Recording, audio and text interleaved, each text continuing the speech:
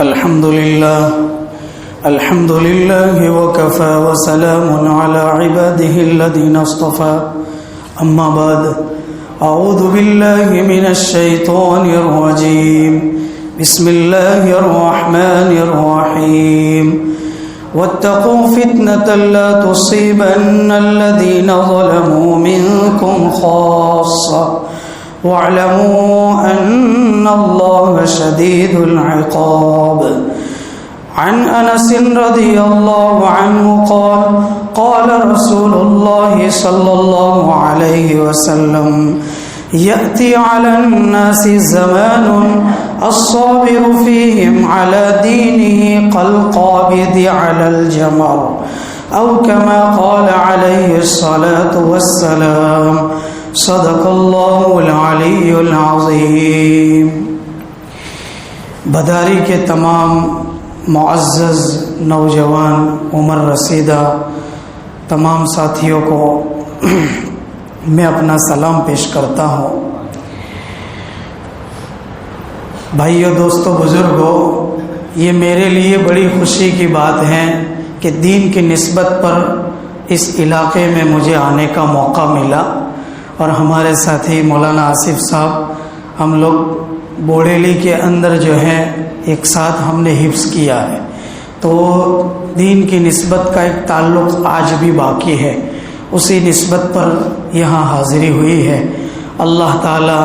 اسے قبول فرمائے، ہمارے بیٹھنے کو قبول فرمائے اور ہمارے لیے مغفرت اور نجات کا ذریعہ بنائے۔ مختصر بات کرنی ہے، وہ یہ ہے، یہ فتنوں کا دور ہے نا، بڑے بڑے فتنے رونما ہو رہے ہیں۔ فتنوں کے دور کے اندر بھی میرے اور آپ کے آقا تاجدار مدینہ محسن انسانیت صلی اللہ علیہ وسلم نے پوری امت کی رہنمائی فرمائی ہے۔ جیسا کہ عبادت کی لائن سے، معاملات کی لائن سے، معاشرت کی لائن سے ہماری رہنمائی فرمائی، اس طرح مستقبل میں اور فیوچر میں میری امت پر کیسے کیسے فتنے اور حالات آئیں گے، اس کے بارے میں بھی امت کی رہنمائی فرمائی ہے کہ ایسے موقع پر امت کو کیا تعلیم حاصل کرنی ہے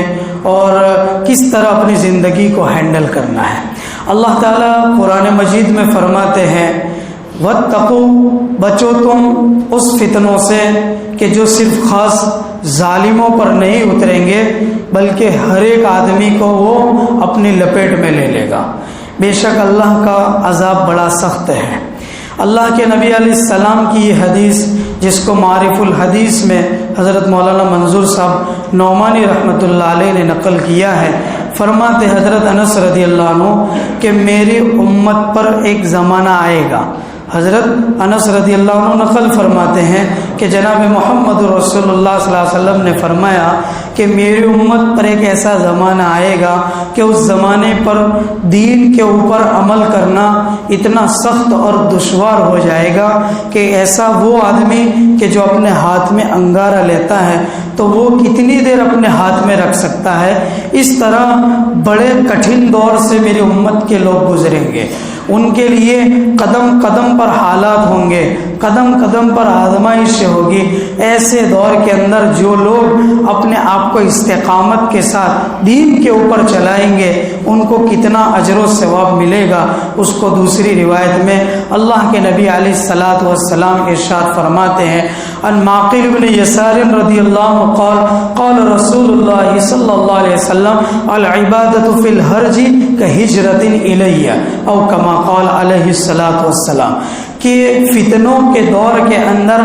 آدمی جو ہے اپنے آپ کو دین کے مطابق چلائے گا، اس کو اتنا ثواب ملے گا جتنا ثواب نبی کریم صلی اللہ علیہ وسلم نے جب مکۃ المکرمہ سے مدینہ طیبہ کی ہجرت فرمائی تو اس وقت یہ فرض تھا کہ جو لوگ بھی ایمان لائیں گے ان کو صرف ایمان لانا کافی نہیں بلکہ مکۃ المکرمہ سے مدینہ طیبہ ہجرت کرنا بھی ضروری تھا۔ تو ان کے لیے اس وقت ہجرت پر جو اللہ نے ثواب رکھا تھا، فتنوں کے زمانے میں علامہ انور شاہ کشمیری رحمۃ اللہ علیہ تو گڑبڑی کا ترجمہ فرماتے ہیں کہ جب حالات انسان کی طبیعت کے خلاف ہو جائے، ایسے موقع پر جب انسان دین کے مطابق اپنے آپ کو چلائے گا تو اس کو بھی اتنا ثواب ملے گا جتنا ہجرت کے موقع پر اللہ تبارک و تعالیٰ نے رکھا تھا۔ دوسری روایت حضرت ابو داؤد شریف کی روایت میں ہے کہ حضرت محمد رسول اللہ صلی اللہ علیہ وسلم فرماتے ہیں کہ فتنوں کے اور آزمائش کے زمانے میں جو انسان دین کے مطابق اپنی زندگی گزارے گا، دین کے اوپر اپنے آپ کو چلائے گا، اس کو 50 آدمیوں کا ثواب ملے گا۔ صحابہ نے پوچھا یا رسول اللہ 50 ان لوگوں کے آدمی یا ہم میں سے 50 لوگوں کے آدمی ان کا ثواب ملے گا؟ اللہ کے نبی علیہ السلام نے فرمایا کہ تم میں سے 50 آدمیوں کا ثواب ملے گا۔ کتنی بڑی چیز ہے۔ اب یہ جو ماحول ہے نا، جہاں عیاشیاں ہیں، جہاں گناہوں کی دلدلیں ہیں، جہاں انسان کو گناہ کرنے کے لیے صرف وہ ارادہ کر لے تو سارے اسباب مہیا ہو جاتے ہیں، ایسے اس دور کے اندر، برائی کی دلدلوں والے دور کے اندر، انسان اپنے آپ کو اس دلدلوں سے نکال کر اللہ کی مرضیات کے مطابق چلائے کہ اس کی زندگی خوشگوار بن جائے، کہ اس کی زندگی کے اندر 5 وقت کی نماز ہو، اس کی زندگی کے اندر روزانہ قرآن شریف کی تلاوت ہو، اس کی زندگی کے اندر ذکر و استغفار ہو، اس کی زندگی کے اندر حلال کی کمائی ہو، اس کی زندگی کے اندر حرام سے بچنا ہو، اور اللہ اور اس کے رسول کو راضی کرتے ہوئے اپنی زندگی کو گزارے، تو وہ انسان دنیا میں بھی کامیاب، آخرت میں بھی کامیاب۔ اللہ کے نبی علیہ الصلاۃ والسلام فرماتے ہیں کہ جب انسان فتنے کے دور کے اندر نبی کی ایک سنت کو زندہ کرتے ہیں تو اس کو 100 شہیدوں کا ثواب ملتا ہے۔ کتنی بڑی چیز ہے۔ اور اللہ تعالیٰ نے قرآن میں مجید میں فرمایا قل اطیعوا اللہ و اطیعوا الرسول، اے نبی جی آپ کہہ دیجئے کہ تم اللہ کی بھی اطاعت کرو، اللہ کے نبی کی بھی اطاعت کرو۔ دوسری جگہ فرمایا ومن یطع اللہ ورسولہ فقد فاز فوزا عظیما، کہ جس نے اللہ اور اس کے رسول کی اطاعت کی، فرما برداری کی، تو اس نے بڑی کامیابی حاصل کر لی۔ اب فتنے کے دور کے اندر انسان کو اس کے ایمان کو، اس کے عقائد کو بچانے والی چیز کون سی ہے؟ تو وہ دین ہے۔ جب انسان کی زندگی میں دین ہوگا، عبادت میں بھی دین ہوگا، معاملات میں بھی دین ہوگا، معاشرت اور سماج میں بھی دین ہوگا، اس کی آنکھوں کی حفاظت ہوگی، اپنے پورے جسم کی غلط جگہوں سے اور نافرمانی کے کاموں سے حفاظت ہوگی، اور اپنے پورے جسم کو اور اسی طرح اللہ کی دی ہوئی نعمتوں کو اللہ کی اطاعت میں اور اللہ کے حکم کی تابع داری میں وہ خرچ کرے گا، تو اس کی زندگی کا یہ جو عمل ہے اور اس کا زندگی کا یہ ایک ایک عضو کا، جسم کا اور نعمتوں کا خرچ کرنا، یہ اللہ کی اطاعت میں ہونا، یہ گویا کہ عبادت بن جائے گا۔ حضرت مصعب بن عمر رضی اللہ عنہ کا واقعہ معارف الحدیث میں منقول ہے۔ ایک مرتبہ مسجد نبوی میں تشریف لائے تو اپنے جسم کے اوپر پھٹی پرانی چادر، جس پر جو ہے جگہ بجگہ پیون لگے ہوئے تھے، ٹھنگڑے لگے ہوئے تھے، ایسی کنڈیشن کے اندر اللہ کے نبی کی خدمت میں حاضر ہوئے۔ بہت سے صحابہ بیٹھے ہوئے تھے۔ اللہ کے نبی نے حضرت مصعب بن عمر کو دیکھا تو اللہ کے نبی کی آنکھیں اشکبار ہو گئیں، اللہ کے نبی کی آنکھ مبارک میں آنسو آ گئے۔ صحابہ نے پوچھا یا رسول اللہ آپ کے یہ رونے کی وجہ کیا ہے؟ تو اللہ کے نبی نے فرمایا مجھے مصعب بن عمر کی یہ حالت دیکھ کر رونا آ رہا ہے کہ یہ ایمان لانے سے پہلے ان کی جو حالت تھی عیش و عشرت کی زندگی تھی، اور وہ مکہ المکرمہ کی سب سے رائل فیملی سے تعلق رکھنے والے ہیں، مکہ المکرمہ کی سب سے مالدار گھرانے سے تعلق رکھنے والے ہیں، اور ان کی زندگی جو ہے اس کے اندر بہت عیش و عشرت تھی، لیکن جب وہ ایمان میں داخل ہوئے، انہوں نے دین اسلام کو قبول کیا، اور اس کے بعد دیکھو کہ ان کی زندگی کتنی فقر و فاقہ والی ہے۔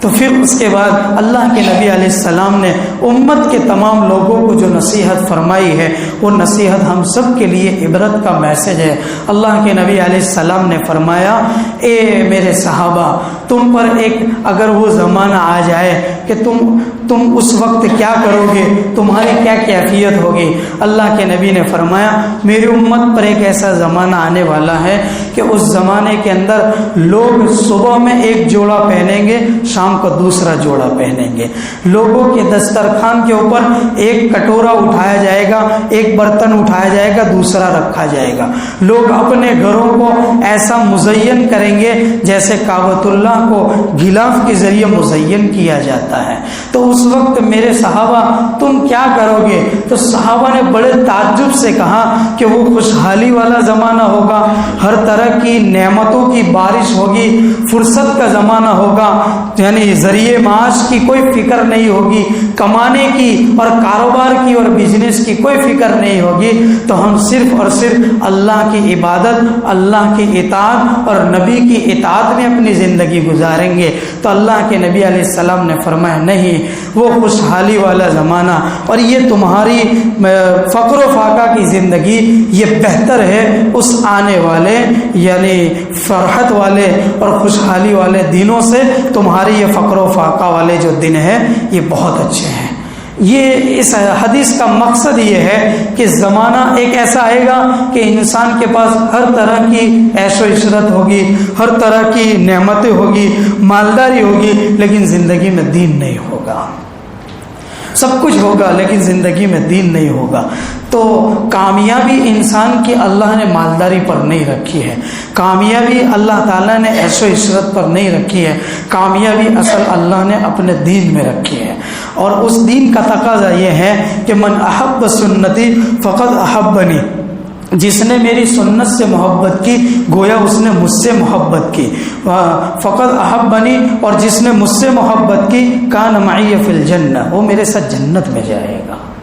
اللہ کے نبی کی سنتوں سے محبت کرنا، اللہ کے نبی کی ذات اقدس سے محبت کرنا۔ جب انسان کو کسی کی ذات سے محبت ہوتی ہے تو اس کی ہر چیز سے محبت ہو جاتی ہے۔ ہمیں بھی امام الانبیاء سرکار دو عالم صلی اللہ علیہ وسلم کی ذات اقدس سے محبت کرنا اور اس کے تقاضے کو پورا کرنا ہے، اور اس کا تقاضا یہ ہے کہ ہم اللہ کے نبی کے ایک ایک سنت کو اپنی زندگی میں داخل کریں۔ میں ایک دو واقعات سناتا ہوں۔ حضرت عمر انصاریہ رضی اللہ عنہ، شمائل کبریٰ میں روایت موجود ہے، وہ اللہ کے نبی کی خدمت میں حاضر ہوتی ہے اور ان کے ساتھ ان کی 5 بہنیں ہوتی ہیں۔ اس وقت اللہ کے نبی علیہ السلام سوکھا گوشت چبا رہے ہوتے ہیں۔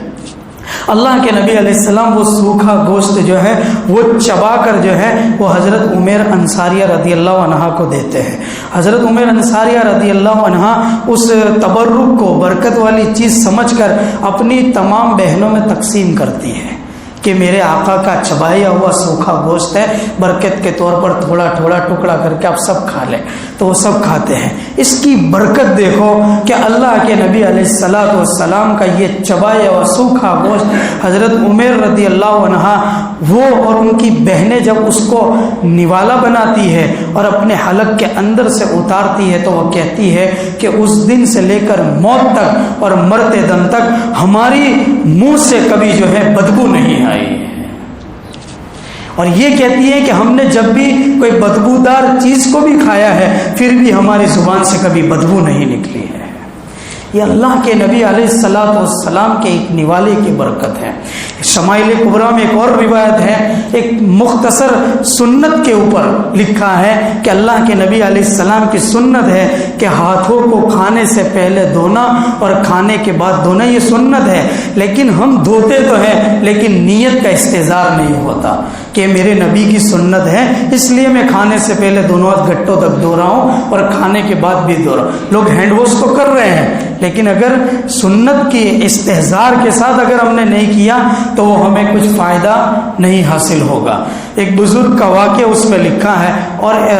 اس میں وہ فرماتے ہیں کہ میرے اوپر 300 روپیے کا قرضہ تھا، تو ایک بہت بڑے عالم کے درس میں میں بیٹھا ہوا تھا تو وہاں پر یہ حدیث سنی اور انہوں نے کہا کہ جو آدمی پابندی کے ساتھ کھانے سے پہلے اور کھانے کے بعد سنت کے نیت کا استحضار رکھتے ہوئے اپنے دونوں ہاتھوں کو دھوئیں گے، اللہ تعالیٰ پہاڑ کے برابر بھی اس کا قرضہ ہوگا تو ادا کر دیں گے۔ وہ بزرگ فرماتے ہیں میں نے چند دن اس کا اہتمام کیا کہ اللہ نے ایسی غیبی مدد اور نصرت فرمائی کہ اللہ نے میرا سارا قرضہ اتار دیا۔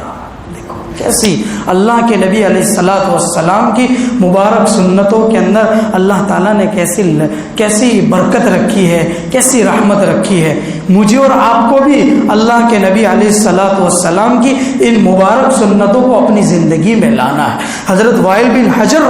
رضی اللہ عنہ کا واقعہ اصلاحی مضامین میں حضرت مولانا یحییٰ صاحب UK لندن میں ہے، انہوں نے اپنی کتاب اصلاحی مضامین میں یہ واقعہ نقل کیا ہے کہ حضرت وائل بن حجر رضی اللہ عنہ ایک مرتبہ اللہ کے نبی علیہ الصلوۃ والسلام سے ملاقات کے دوران مصافحہ فرما رہے اور مصافحے کے بعد ان سے جو ہے اللہ کے نبی کا دست مبارک تھوڑی دیر کے لیے ٹچ ہو جاتا ہے۔ وہ فرماتے ہیں کہ اللہ کے نبی کا یہ دست مبارک میرے ہاتھوں سے تھوڑی دیر کے لیے صرف ٹچ ہوا مصافحہ کے دوران، تو میرے ہاتھوں سے 3 دن تک خوشبو نہیں گئی ہے،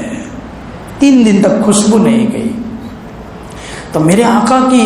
جو زندگی ہے، جو سیرت ہے، اس میں تو رحمت ہی رحمت ہے، اس میں برکت ہی برکت ہے، اس میں رعب ہے، اس میں کامیابی ہے۔ اب ہمیں چاہیے کہ ہم اپنی زندگی میں اسے داخل کرنے کی کوشش اور فکر کریں۔ ہم روزانہ جوتے اور چپل پہنتے ہیں کہ ہم اس موقع پر اللہ کے نبی کی سنت کا استحضار رکھتے ہیں کہ ہمارے آقا نے ہمیں بتلایا ہے کہ جب آدمی جوتے پہنے گا، شوز پہنے گا، چپل پہنے گا تو پہلے سیدھے پیر کو داخل کرے گا، پھر بائیں پیر کو داخل کرے گا، اور جب اتارے گا تو پہلے بائیں پیر کو جوتوں سے، شوز سے نکالے گا، پھر سیدھے پاؤں کو نکالے گا۔ اور اللہ کے نبی علیہ الصلوۃ والسلام کی اخلاق حمیدہ اگر ہم اپنا لیں تو میرے بھائیوں، دوستوں، بزرگوں، لوگ جو ہیں اسلام سے اتنے متاثر ہوں گے، اتنے امپریس ہوں گے کہ لوگوں کے لیے دعوت بنے گا۔ حضرت مفتی فاروق صاحب مدنی بروڑوی دامت برکاتہم نے اپنی کتاب فلاح دارین کے اندر ایک واقعہ جو ہے اخلاق حمیدہ کا نقل کیا ہے کہ میں لندن سے ایک مرتبہ واپسی ہو رہی تھی میری انڈیا کے لیے، تو ایک ایئرپورٹ کے اوپر جو ہے غیر مسلم عورت، احمد آباد کی 75-80 سال کی عورت تھی، اور یہ عورت جو ہے اس کے پاس بہت سا سامان تھا۔ تو میں نے اخلاق کا مظاہرہ کرتے ہوئے اس عورت سے کہا کہ لاؤ بوڑھی اماں، آپ یہ سامان مجھے دے دو، میں اٹھا لیتا ہوں اور آپ کو پلین تک یہ اٹھا کر آپ کا سہارا دیتا ہوں۔ یہ حدیث کا ایک ٹکڑا ہے جس میں اللہ کے نبی علیہ السلام نے یہ فرمایا ہے کہ وہ اللہ کے نبی کی ایک صفت ہے کہ لوگوں کے بوجھ کو اٹھا لینا، یہ بوجھ کو اٹھا لینا، لوگوں کی ہیلپ کرنا، لوگوں کی مدد کرنا۔ اس پر انہوں نے عمل کرتے ہوئے اس بڑھی اماں کا سامان لے لیا، فلائٹ میں ان کی جہاں سیٹ تھی اس کے کیبن کے اندر ان کا سامان رکھ دیا، اور سامان رکھنے کے بعد حضرت مفتی فاروق صاحب اپنی جگہ پر تشریف لائے اور وہاں پر بیٹھ گئے۔ تو ان کی بغل کے اندر اور 2 نوجوان وہی احمد آباد کے بیٹھے ہوئے تھے، ایک نیو یارک سے چڑھا تھا اور دوسرا لندن سے چڑھا تھا۔ ان دونوں نے جو ہے دوران سفر کے اندر ان کو شراب پیش کی گئی تو انہوں نے شراب وغیرہ بھی پی اور مستی میں تھے۔ اس کے بعد حضرت مفتی صاحب کو ایئر ہوسٹس نے کھانے کا پیش کرنے کا مطالبہ کیا کہ آپ کیا کھانا چاہیں گے؟ تو کہا میں ویجیٹیرین کھانا کھاؤں گا۔ تو کہا آپ تو مسلمان ہو، آپ کو کیا ہے، حلال میٹ اور حلال گوشت آپ کو ملے گا۔ تو کہا اگر ایک دن میں نہیں کھاؤں گا تو کوئی غیر مسلم تھوڑی ہو جاؤں گا۔ تو وہ دونوں سن رہے تھے، نوجوان جو غیر مسلم تھے، احمد آباد کے رہنے والے۔ پھر انہوں نے ڈسکس شروع کی اور سب سے پہلے انہوں نے یہ کہا کہ آپ کو ہم ایئرپورٹ سے دیکھ رہے ہیں کہ آپ نے بڑھی اماں کی بڑی ہیلپ کی، تو ہم کو بڑا پسند آیا۔ پھر یہ دوسری چیز نے ہم کو اور جھنجھوڑ دیا کہ ہم نے جو ہے آپ کے سامنے شراب وغیرہ پی، لیکن آپ نے تو کچھ یعنی شکن نہیں چڑھائی اور کچھ نہیں کہا، لیکن جب آپ کو یعنی کھانا پیش کرنے کی بات آئی تو آپ نے یہ منع کیوں کر دیا، آپ تو گوشت کھاتے ہیں؟ تو انہوں نے کہا کہ میں نے آپ کے مذہب کی ٹھیس نہ پہنچے اس کی رعایت کے لیے میں نے آج ویجیٹیرین سبزی منگوائی کہ میرے بازو میں 2 غیر مسلم بیٹھے ہیں، ان کے مذہب کو ٹھیس پہنچے گی، اس کے لیے میں نے نہیں منگوایا۔ تو پھر انہوں نے کہا کہ ہم بھی یہ باقی کی شراب واپس کر دیتے ہیں اور ہمیں بھی اب اچھا نہیں لگتا ہے کہ آپ کے سامنے شراب نوشی کریں۔ اور اس کے بعد انہوں نے جو پلین کا کیپٹن تھا اس کو بھی بلایا، اور اس کے بعد انہوں نے اللہ کے وجود کے بارے میں، نبی کریم صلی اللہ علیہ وسلم کے حالات کے بارے میں اور بہت سے سوالات کیے۔ مفتی صاحب نے اس کو تشفی بخش جوابات دیے، اور اس کے بعد جو ہے حضرت مفتی صاحب کے ہاتھ کے اوپر ابھی 1.5 گھنٹہ بمبئی آنے میں باقی تھا، ان دونوں نے اسلام کو قبول کیا ہے، ان دونوں نے اسلام کو قبول کیا، اور انہوں نے یہ عہد کیا کہ ہم آپ کے ہاتھ پر ایمان قبول کرتے ہیں، اور ہم آپ سے وعدہ کرتے ہیں کہ ہم گھر جا کر اپنے پورے خاندان پر محنت کریں گے کہ ان کو بھی کلمہ پڑھوائیں گے۔ یہ اخلاق حمیدہ اور اللہ کے نبی علیہ الصلوۃ والسلام کی اخلاق کی ایک جھلک کہ جنہوں نے لوگوں کو کلمہ پڑھنے پر مجبور کر دیا اور ایمان لانے پر مجبور کر دیا۔ میرے بھائیو، دوستو، بزرگوں، میری اور آپ کی زندگی بھی جب لوگوں کے سامنے ہم پریزنٹ کریں گے، پیش کریں گے اور اچھے اخلاق کا مظاہرہ کریں گے تو یہ لوگوں کے لیے کیا بنے گا؟ دعوت بنے گا، اسلام میں آنے کا ذریعہ بنے گا۔ اس لیے سب سے پہلے تو میں آپ بھداری کے تمام لوگوں سے یہ درخواست کرتا ہوں 5 وقت کی نمازوں کا اہتمام کریں، قرآن شریف کی تلاوت کا خوب اہتمام کریں۔ یعنی ایک واقعہ لکھا ہے حضرت مولانا حسین احمد مدنی نور اللہ مرقدہ کے حوالے سے، فلاح دارین میں مفتی فاروق صاحب نے اپنی کتاب میں نقل کیا ہے فلاح دارین میں کہ ایک میاں جی رحمۃ اللہ علیہ کا انتقال ہوا، حاجی صاحب کا،